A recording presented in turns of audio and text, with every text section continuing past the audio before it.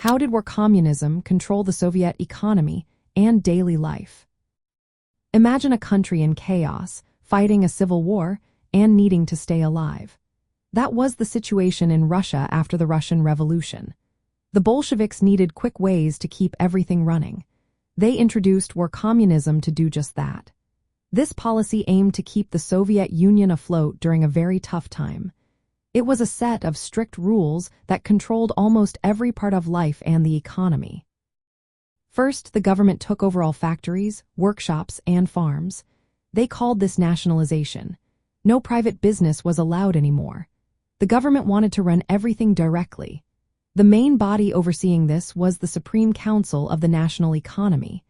They made sure factories produced what was needed for the war effort and the people. This meant that production was planned and controlled by the state, not by individual entrepreneurs. Next, the government forcibly took food from peasants. They called this продразверстка. Armed groups and secret police would seize surplus grain and crops. The goal was to feed the cities and the army. But this often left peasants with very little to survive on. Many farmers were discouraged from growing extra food because they knew it could be taken away. This caused food shortages and hunger in rural areas.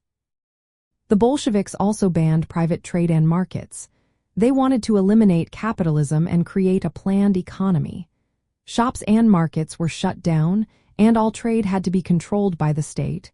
But this led to problems. Supply chains broke down, and people started trading illegally in black markets.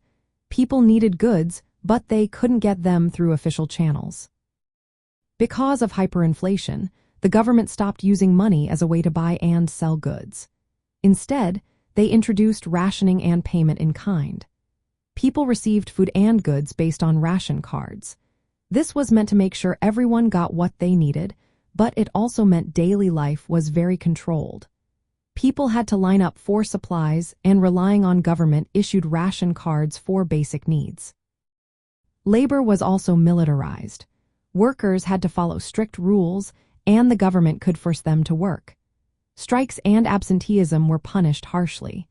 The state organized workers like a military force to keep factories running. This made working conditions tough, but it was seen as necessary to win the civil war and build socialism. All these measures meant the economy was tightly controlled from top to bottom. Private ownership was gone, resources were redistributed by force, and daily life was shaped by government rules.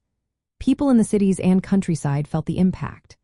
Peasants lost control of their crops, workers faced harsh discipline, and everyone depended on ration cards.